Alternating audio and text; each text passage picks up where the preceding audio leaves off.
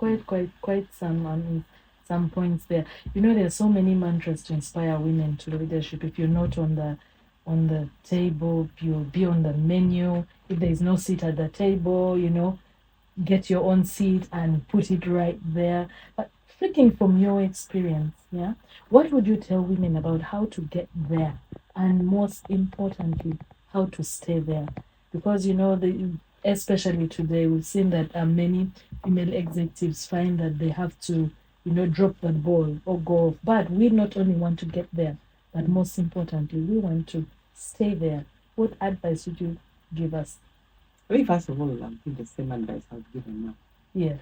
I think it will really be the same. I think for me, it's an issue of, first of all, doing your work well. Mm-hmm. The basics. Yes. Doing your work well. Mm-hmm. And not just well, doing your work very, very well. Because at the end of the day, you are being compared. You want to be number 1, number 2, number 3. Mm-hmm. Yeah? The moment you go number 4, number 5, that's a problem. Mm-hmm. So 1, you need to do that. 2, you need to relate. We don't relate very well. We don't relate as much compared to the men. And I did not benefit from that per se, but I know that there are ladies that moved much faster. I've become CEO at a very late age. There are people who move much faster, and that's because they know how to network. You have got to network. It's a given. Networking helps you because then people, the powers that be, know you for who you are. There's so many insights we draw from talking to people out of work. So working well is not good enough. So you've got to do your job very well, but you've got to network. And network with a purpose. And where purpose is, do not throw your femininity around. That's not what we are talking about. We are talking about intentional networking. And of course, you need to have a mentor. You definitely need to have a mentor. By mentors, there's some people who are directly your mentors. There's some people who just like what you're doing. Yeah. I think that happened in my case. That my name would always be forwarded by people who are there. Those are the cheerleaders.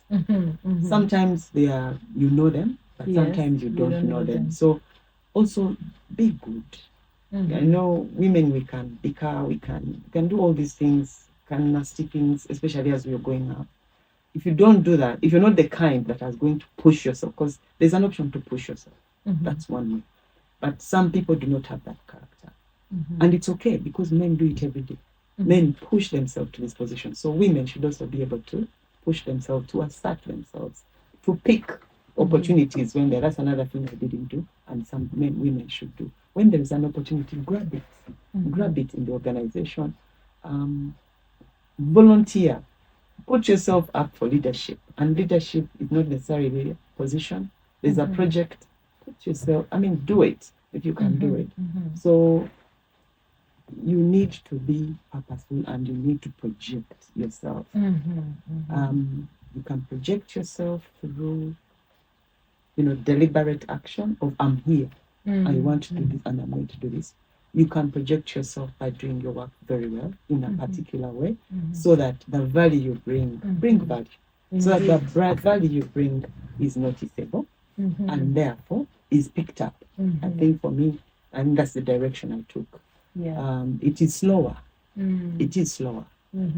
Because if you join value with purpose, determination, and picking everything that comes your way, of course, in a selective manner, you'll go there much faster. You can go there at 25. Because you know your value and you're able to project it and you're able to speak of it and you're able to negotiate for it. So that's another thing. Women should be negotiators.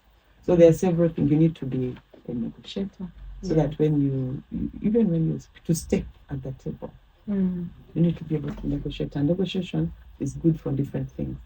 It's good for your selling, but it's also good selling yourself and selling your product, which could really just be your department and the work that you're doing. That is also selling, and you need so that the value you bring can be appreciated. So also we need to be very, as you get there, then you need to really understand your craft and you understand the business. numbers. I think that's another thing that women sometimes fear to do. You got to know your numbers. So that whatever is being discussed, at the end of the day in business, it is numbers. Whatever is being discussed, you should be able to speak of.